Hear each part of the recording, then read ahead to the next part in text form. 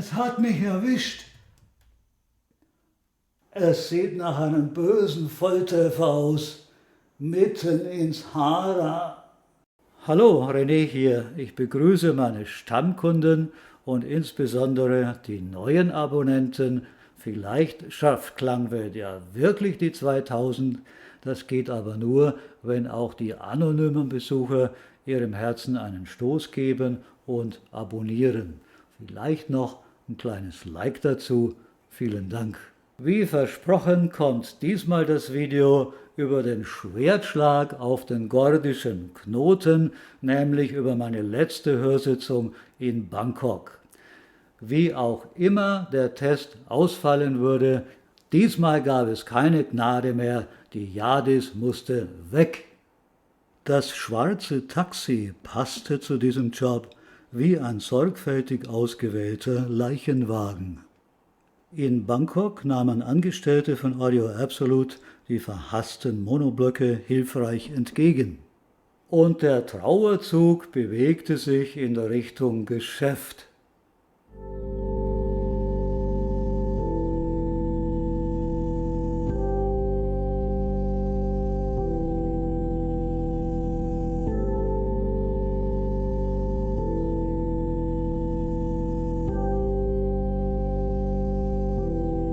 Hier nochmal der gesamte Ablauf.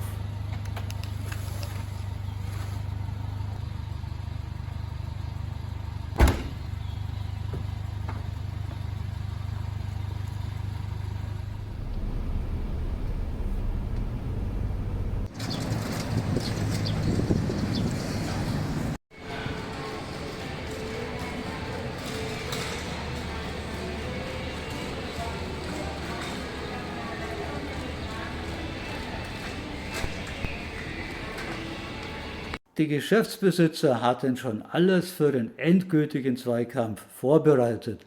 Als ich eintrat, lächelte mir die ultimative Konkurrentin aus ihrer silberweißen Ritterrüstung schon liebevoll und siegesgewiss entgegen.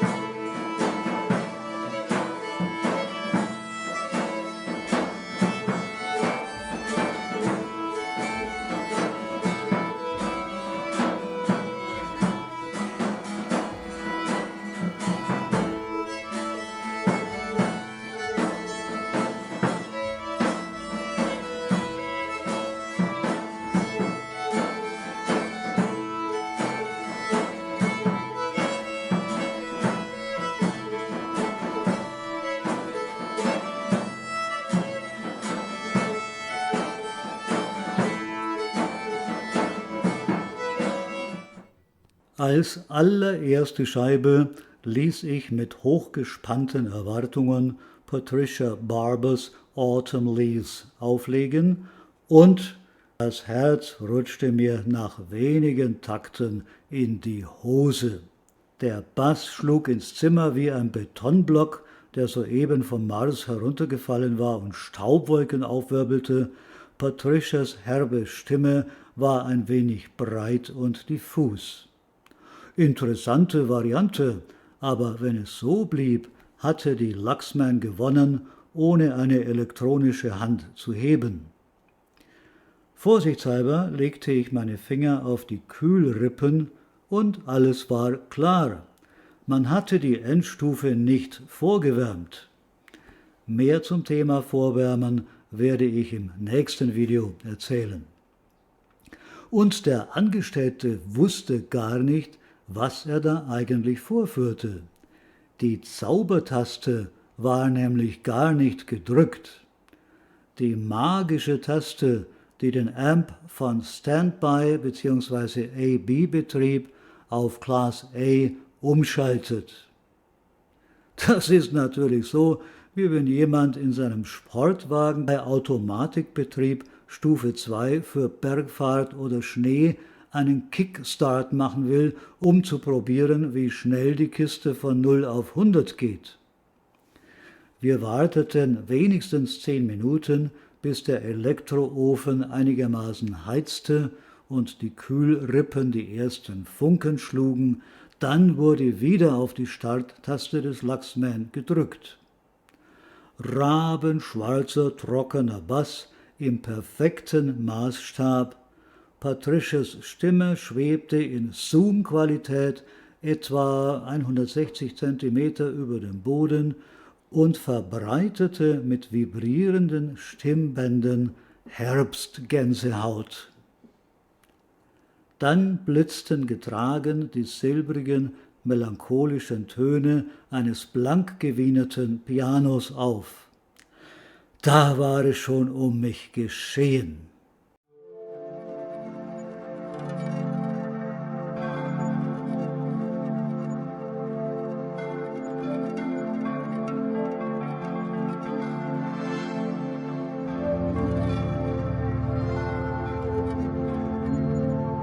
In letzter Sekunde konnte ich mich gerade noch beherrschen.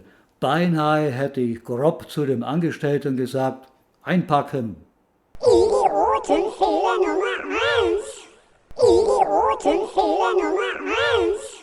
Plärren da sämtliche YouTube-Ratgeber für das Probehören von Geräten. Ja, ich weiß, natürlich lautete die Devise The show must go on. Du hast nur die Spitze des Eisbergs gehört. Nein, noch schlimmer, ein Kristall von der Spitze des Eisbergs. Wir kabelten um. Über die Luxman klang es bilderbuchmäßig ausgewogen. Aber wo blieb die Gänsehaut? Ketzerische Gretchenfrage: Wie misst man den Gänsehautfaktor? Meine Antwort: Zum Beispiel mit einem Thermometer, mit dem man die Temperatur auf der Bühne misst. Mit der Plinius 2 Grad kühler als mit der Luxman. Die Einsamkeit des kühlen Herbsttages kam deshalb besser durch. Die Emotionalität war greifbarer, obwohl sich die Luxman Mühe gab, das Piano noch schwebender, noch zarter, fast wie fallende Herbstblätter zu gestalten. Und dann der Bass, ein Druck, der aus dem Hara des Instruments kam, mit einer geheimnisvollen Wucht, die sich in mein Hara fortpflanzte.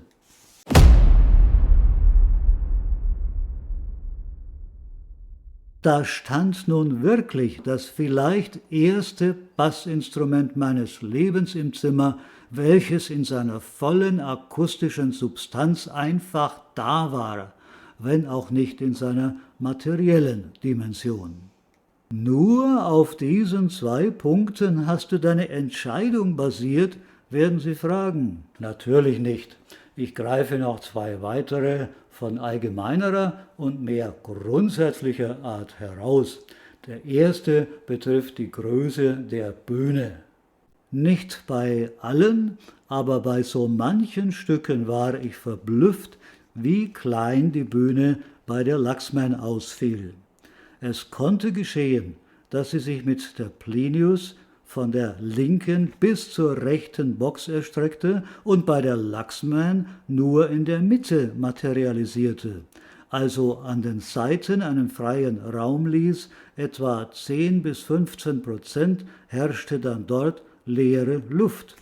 Und das nicht etwa, weil nur 2 oder 3 Musiker spielten, nein, die breitere Abbildung der Plinius machte durchaus Sinn, wenn es eine Gruppe von Instrumenten war, die in der physikalischen Welt rechtmäßig ein paar Meter beansprucht. Im 3. Punkt ging es ans Eingemachte. Ich achtete auf die holographische Glaubwürdigkeit. Es ging also um das Kriterium, wie überzeugend war die dreidimensionale Ausbreitung im Raum. Wie füllten die Instrumentenklänge das Vakuum volumenmäßig unter Berücksichtigung glaubhafter Maßstäbe und wie teilten sie sich den Kosmos auf der Bühne auf? Hier half mir ein abenteuerliches 15-Minuten-Stück von der CD When Strangers Meet aus der Silk Road Serie mit Yo-Yo Ma und dem Silk Road Ensemble. Und zwar der Track Nummer 10, Blue as the Turquoise Night of Neşebur. Eine Nummer, die ich zwar liebe, die ich aber bis zu diesem Zeitpunkt für eine leider falsch oder ungeschickt aufgenommene Darbietung hielt. Sie enthält fast unvereinbare Gegensätze, wie ganz am Anfang das filigrane Klirren eines winzigen metallischen asiatischen Klanginstruments, kaum hörbar, eine Stimme, die sich im Koloraturstil der Steppenvölker von guttural zu Bunsenbrenner schrill steigert, bis hin zu Perkussionsattacken von riesigen Pauken, verstärkt durch ohrenbetäubende Blasinstrumente. Live sicher ein unvergessliches Erlebnis, aber als Aufnahme fast ein Ding der Unmöglichkeit.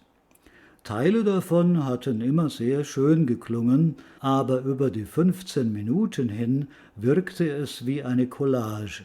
Die Teile schienen oft nicht zusammenzupassen, als hätte man zwei verschiedene Puzzlespiele mit sehr kleinen und sehr großen Elementen gemischt, die nun absolut nicht ineinandergreifen wollten. Und das Wunder geschah. Zum ersten Mal hörte ich mit der Plinius das schwierige Stück einigermaßen überzeugend im Arrangement seiner Teile. Und wieder war es so, dass die No Complain Luxman nichts falsch machte, aber auch nichts dazu tun konnte, die erratischen Teile zu einer Ganzheit zusammenzufügen. Sie sagte, ich mache einfach alles perfekt, aber andere Leute pfusch zusammenzukleben, das ist nicht mein Bier. Die Plinius war sich nicht zu gut für diesen Job. Sie sagte, warum nicht? Ich habe doch Kraft ohne Ende. Und so ging das zähe Ringen weiter.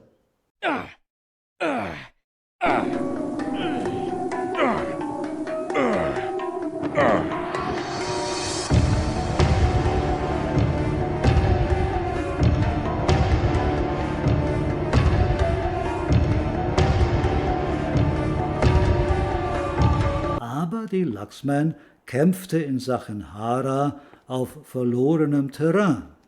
Ich blieb verliebt, nicht nur auf den ersten Blick, sondern auch auf den zweiten und dritten Ton. Ich habe mein Herz nicht in Heidelberg,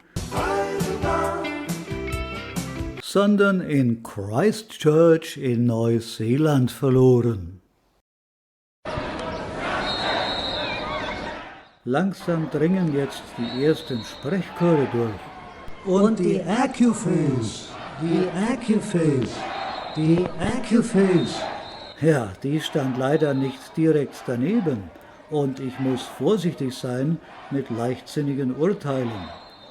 Wenn ich unbedingt Stellung nehmen muss, würde ich sagen, die Plinius klang ähnlich wie die Accuphase, aber besser.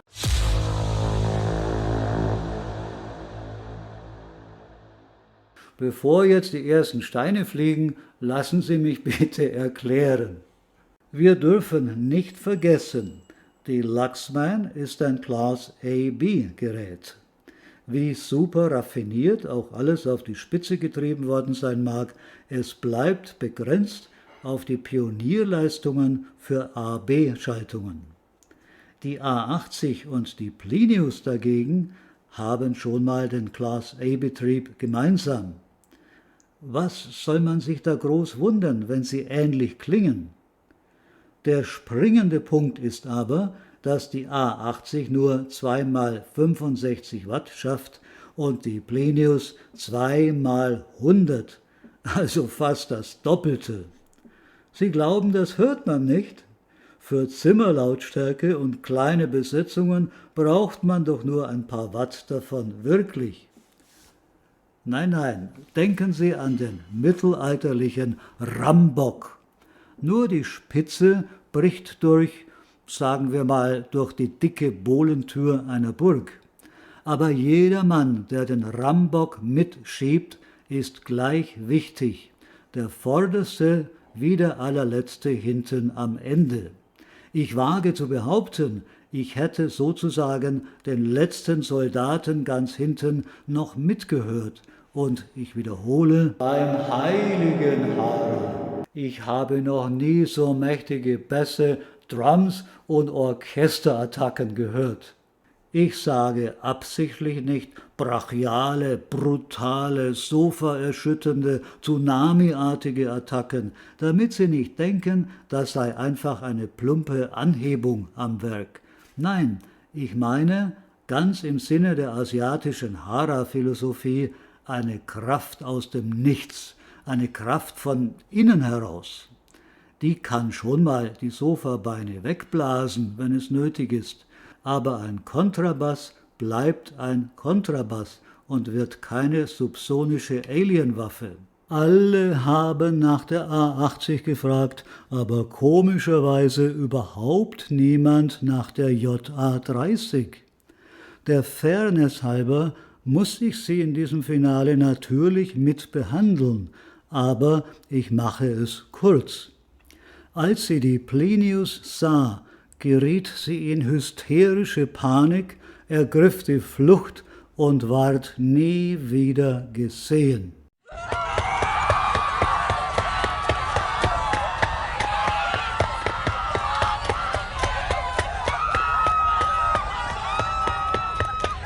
Ich fürchte, sie hat Harakiri gemacht, aber ich kann mich auch nicht um alles kümmern.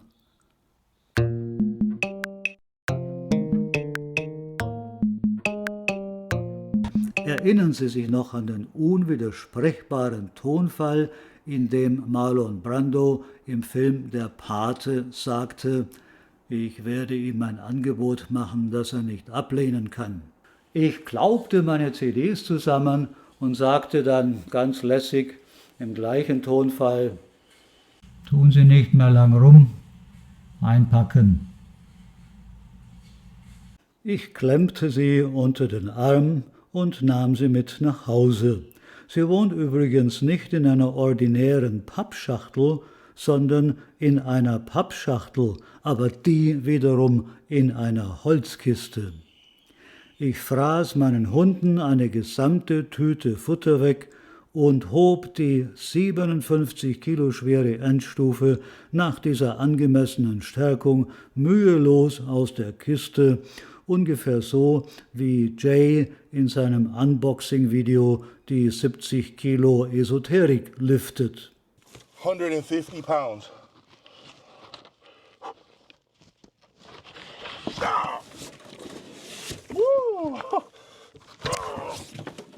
Dann ging ich ins Badezimmer, schüttete die alten Parfums mit einem hämischen Grinsen weg und stellte einen nagelneuen Flakon auf das Glasregal, diesmal ein Aftershave. Ja, da staunen Sie, aber ich kann all das andere Zeug nicht mehr riechen. Dieses herbe Rasierwasser hier scheint mir einzig und allein passend für den neuen Lebensabschnitt und ein angemessenes Äquivalent zur Plinius zu sein. Bislang haben Sie nur die Geschichte der Auswahl gehört, jetzt wird es höchste Zeit, dass ich Ihnen diesen Brocken genauer vorstelle. Wie schon gesagt, produziert wird er von der 1980 gegründeten Firma Plinius Audio in Christchurch, New Zealand, die ein Tochterunternehmen der Dachgesellschaft Context Engineers ist. Sie produziert High-End-Verstärker, Vorverstärker, Phono-Vorverstärker, DACs und Heimkino-Komponenten. Die Endstufe hat die schlichte Bezeichnung Reference A300. Das allerneueste Modell der A300 hat ein glatteres Design erhalten, welches ich persönlich für nichtssagender halte. Außerdem ist es eine Dummheit, bei einem 57-Kilo-Gerät nur aus Modegründen die lebensnotwendigen Griffe wegzulassen. Die Endstufe ist nicht nur schwer, sondern auch groß, fast 30 Zentimeter hoch und über einen halben Meter tief. Da braucht man eigentlich schon was zum Anpacken. Wer nicht so viel Muskeln hat und trotzdem Geld, für den gibt es übrigens auch noch das etwas kleinere Modell A150. Die 300 leistet in Class A 100 Watt pro Kanal an 8 Ohm und 450 Watt an 4 Ohm. Das reicht für das wildeste Flötensolo. Wer gerne mehr Instrumente gleichzeitig hört oder sogar riesige Orchester, der kann genialerweise auf der Rückseite diesen griffigen Knubbel hier in die entsprechende Position drehen, dann ist die Stereo-Endstufe gebrückt und bringt als Mono-Endstufe 1000 Watt. Aber nicht vergessen, dann muss man nochmal so ein Ding kaufen, wenn man nicht ausschließlich alte Monoplatten damit hört, und dann wird's teuer. Aber naja, letztlich auch nicht teurer als bei anderen Firmen. Weil wir schon mal von diesem Drehschalter sprechen, hier sehen Sie, dass man in der Linksposition wählen kann zwischen Stereo- und Monobetrieb über RCA und in der Rechtsposition zwischen Stereo- bzw. Monobetrieb über XLR. Eine feine Sache ist dieser Kippschalter, der einen sogenannten Ground Lift ermöglicht. Man kann also bei Bedarf, sprich bei Brummproblemen, die Erdung auf das Gehäuse legen. Die vergoldeten Anschlussklemmen sind erfreulich groß und kräftig, wackeln nicht wie bei Yardis und sehen auch nicht so aus, als ob sie das in Zukunft jemals tun könnten. Die massive, zentimeterdicke Frontplatte wirkt schlicht und aufgeräumt. Kein Wunder, es gibt ja nur 2 Druckschaltknöpfe. Den linken finde ich ganz besonders zum Komponenten- und Kabeltesten einfach genial.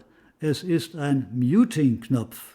Nie wieder das lästige Aus- und Einschalten und bei Röhren noch zusätzlich das Warten, bis die Aufwärmphase vorbei ist.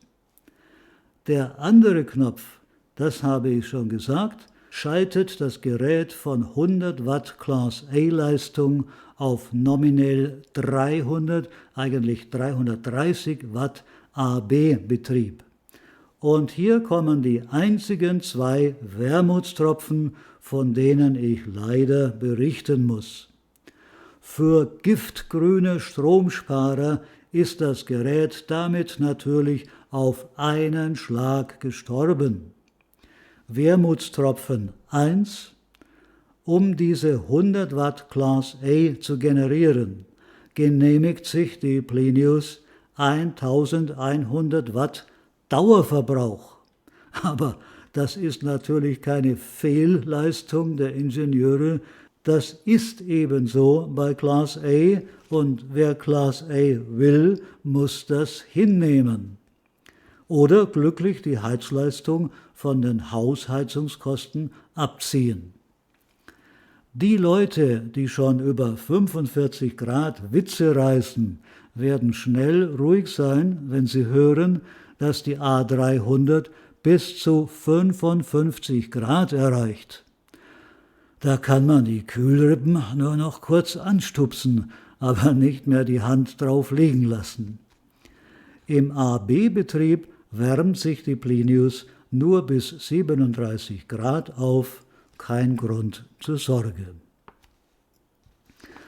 Aber jetzt kommt der zweite Wermutstropfen und der ist so groß wie eine ganze Flasche Wermut. Der AB-Modus ist zugleich Standby-Modus.